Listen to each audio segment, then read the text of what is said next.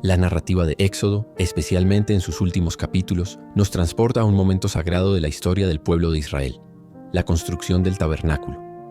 Este santuario terrenal, construido según instrucciones divinas, no solo era un lugar de adoración, sino un reflejo tangible del plan de salvación.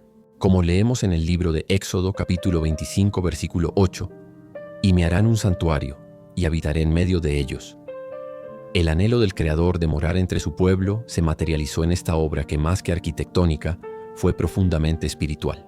Desde lo alto del Sinaí, Moisés descendió portando instrucciones detalladas que revelaban no solo la voluntad de Dios, sino su anhelo de restaurar la comunión con su pueblo. El llamado a contribuir para la obra del tabernáculo fue más que una simple recolección de materiales.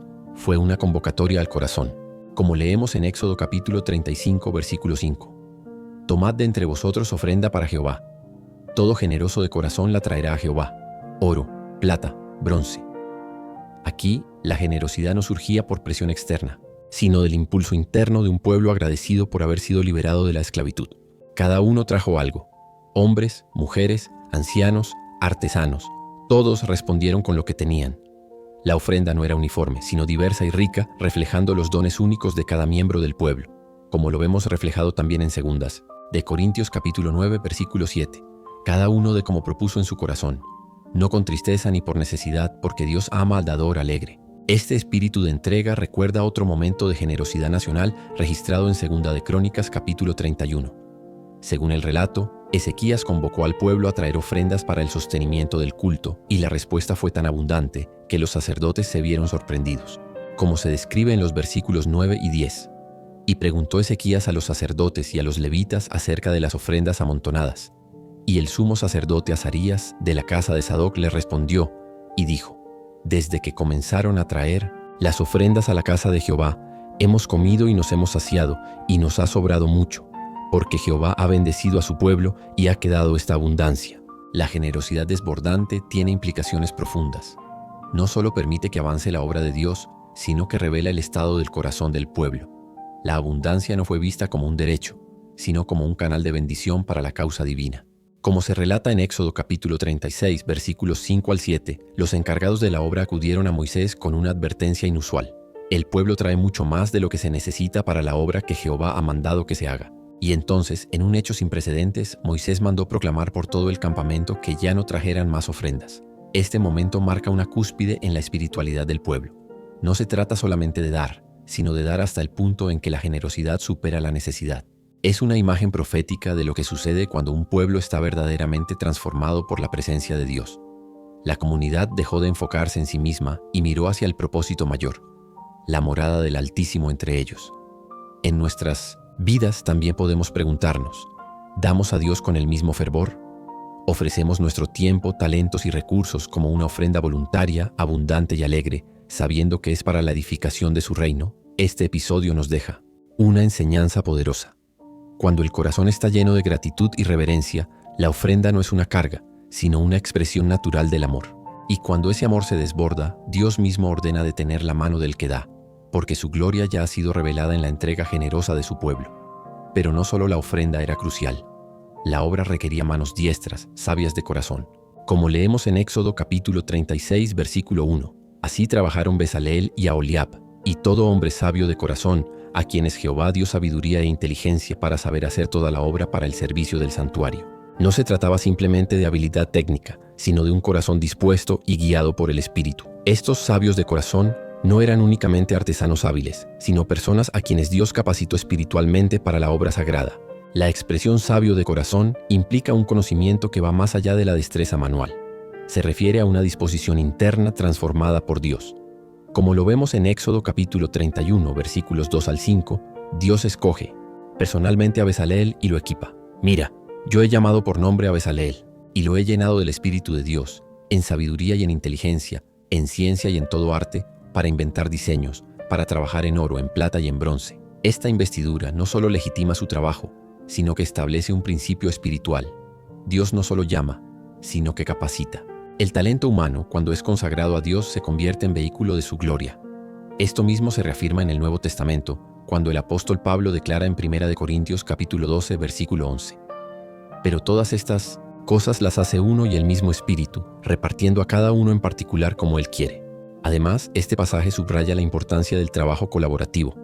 Bezalel y Aholiab no trabajaron solos, sino junto a todo hombre sabio de corazón, es decir, un equipo diverso unido bajo una misma visión, la gloria de Dios en medio de su pueblo. La unidad en la diversidad, cuando se somete al Espíritu de Dios, produce belleza, orden y santidad.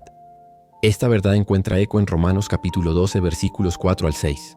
Porque de la manera que en un cuerpo tenemos muchos miembros, así nosotros, siendo muchos, somos un cuerpo en Cristo. Aplicado a nuestros días, esto nos desafía a descubrir y consagrar nuestras habilidades para el servicio del reino. No todos somos artesanos o constructores, pero cada uno ha recibido talentos específicos. El Espíritu Santo desea llenarnos como lo hizo con Bezalel y Aholiab, no para nuestra vanagloria, sino para que nuestras manos, mente y corazón se alineen con los propósitos de Dios. Trabajar para el Señor implica más que intención. Requiere inspiración divina, excelencia en la ejecución y una motivación centrada en su presencia.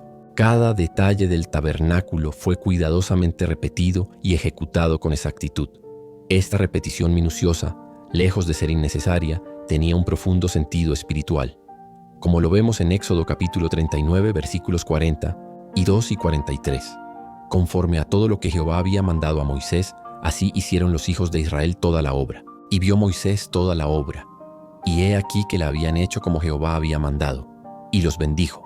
Esta exactitud en la obediencia enseña una lección vital para la vida espiritual. No se trata simplemente de hacer las cosas bien, sino de hacerlas conforme a la voluntad específica de Dios. Obedecer con precisión no es legalismo, sino una expresión de reverencia, fidelidad y amor.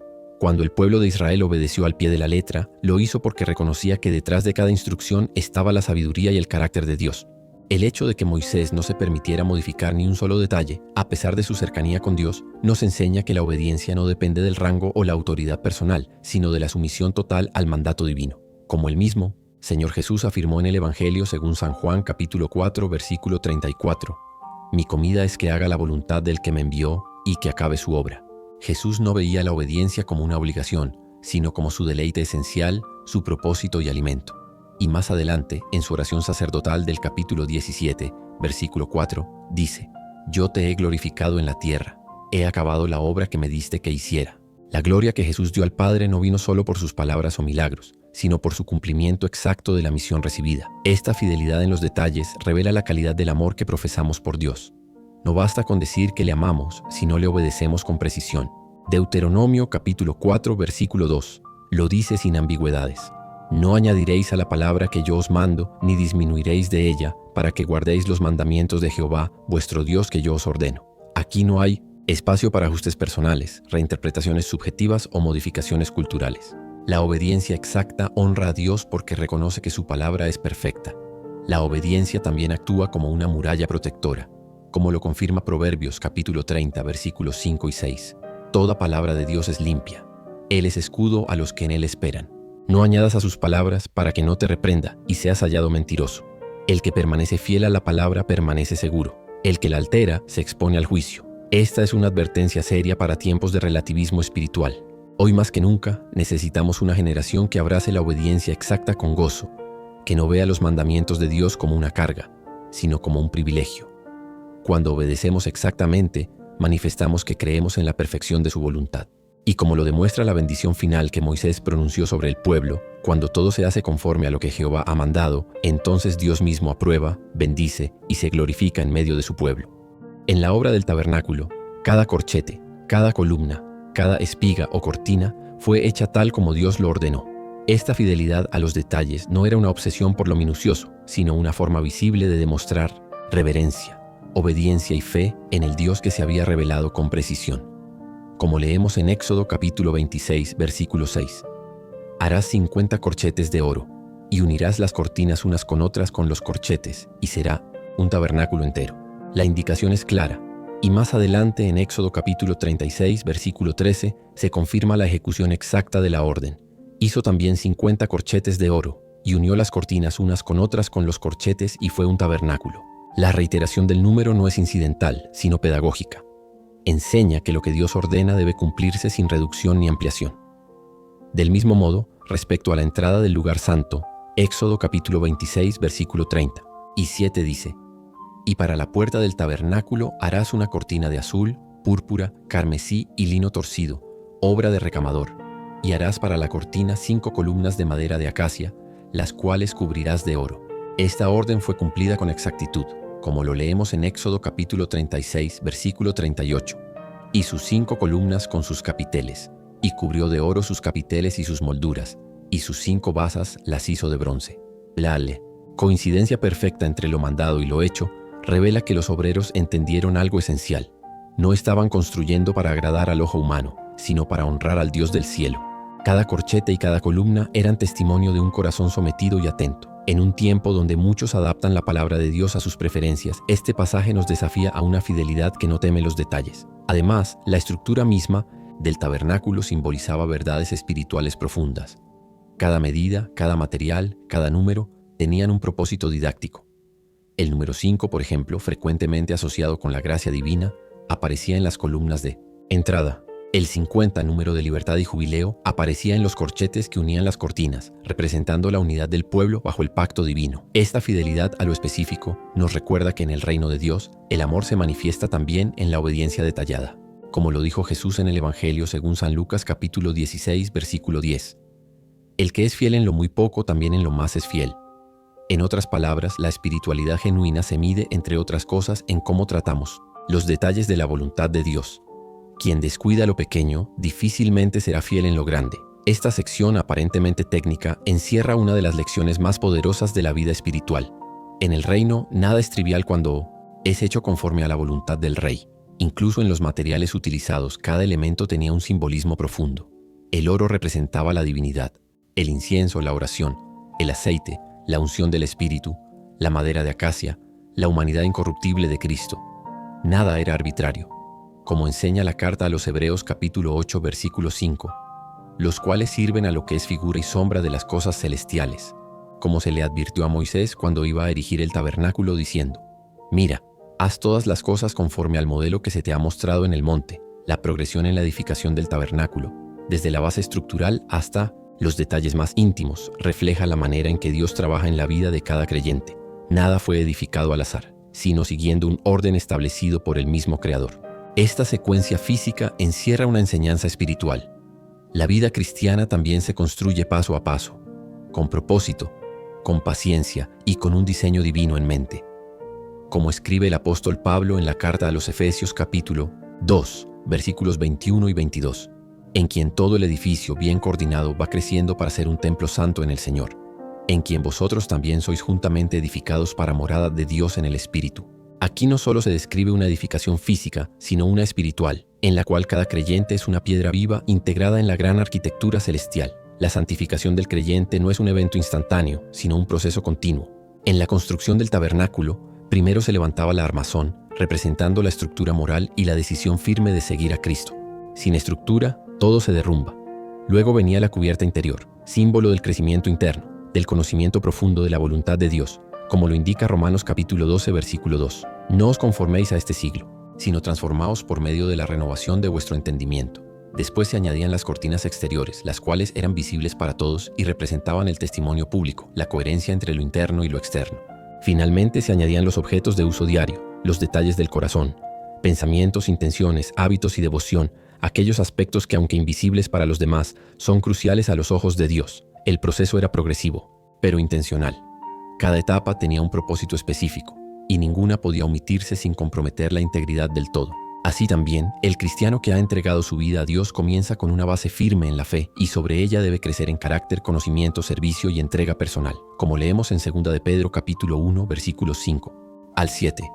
Vosotros también, poniendo toda diligencia por esto mismo, añadid a vuestra fe virtud, a la virtud conocimiento, al conocimiento dominio propio, al dominio propio paciencia, a la paciencia piedad, a la piedad afecto fraternal, y al afecto fraternal amor. Esta progresividad evita tanto la desesperación como la complacencia. Nos recuerda que Dios no exige perfección inmediata, pero sí crecimiento continuo. El creyente no está llamado a construir todo en un solo día, sino a ser constante, sabiendo que quien comenzó la buena obra en nosotros la perfeccionará. Filipenses 1:6. Volver a examinar la exactitud con la que Moisés y su equipo obedecieron cada mandato nos invita a preguntarnos: ¿tratamos nosotros con igual reverencia las instrucciones divinas? ¿Valoramos la palabra como una guía precisa y suficiente? Hoy vivimos en una era de relativismo, donde muchos consideran que pueden añadir o restar a las enseñanzas de Dios según les convenga.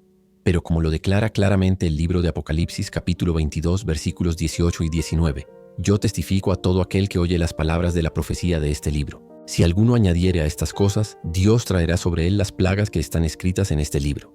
Y si alguno quitare de las palabras del libro de esta profecía, Dios quitará su parte del libro de la vida y de la santa ciudad y de las cosas que están escritas en este libro. Volver a examinar la exactitud con la que Moisés y su equipo obedecieron cada mandato nos invita a preguntarnos, ¿tratamos nosotros con igual reverencia las instrucciones divinas? ¿Valoramos la palabra como una guía precisa y suficiente? Hoy vivimos en una era de relativismo donde muchos consideran que pueden añadir o restar a las enseñanzas de Dios según les convenga. Pero como lo declara claramente el libro de Apocalipsis capítulo 22 versículos 18 y 19, yo testifico a todo aquel que oye las palabras de la profecía de este libro. Si alguno añadiere a estas cosas, Dios traerá sobre él las plagas que están escritas en este libro. Y si alguno quitare de las palabras del libro de esta profecía, Dios quitará su parte del libro de la vida y de la santa ciudad y de las cosas que están escritas en este libro. La historia del tabernáculo, su plan, su ejecución, su simbolismo, no son meramente historia antigua. Son una ilustración eterna del deseo de Dios de morar entre nosotros y de nuestro llamado a vivir en obediencia. Moisés no se arrogó el derecho de cambiar ni un solo detalle. Su fidelidad fue completa. Y es que, como lo vemos en la carta a los Hebreos capítulo 3, versículo 5, y Moisés a la verdad fue fiel en toda la casa de Dios como siervo para testimonio de lo que se iba a decir. Hoy cada creyente está llamado a ser parte de ese tabernáculo espiritual. Cada acto de obediencia, cada entrega voluntaria, cada habilidad puesta al servicio de Dios contribuye a la edificación de ese templo santo. No se trata solo de un edificio físico, sino de una vida que glorifica a Dios. Como escribe el apóstol Pedro en su primera carta capítulo 2 versículo 5. Vosotros también como piedras vivas sed edificados como casa espiritual y sacerdocio santo, para ofrecer sacrificios espirituales aceptables a Dios por medio de Jesucristo. En la medida en que reconocemos el profundo significado de la obediencia exacta, del servicio inspirado por el Espíritu, de la entrega generosa y del respeto por la palabra, nuestra vida entera se convierte en un santuario, un lugar donde Dios habita, donde su gloria se manifiesta, donde el mundo puede ver en nuestras acciones y decisiones que realmente hemos estado en su presencia. Tal como el rostro de Moisés resplandecía tras descender del monte, así nuestra vida puede reflejar la gloria de aquel que mora entre nosotros.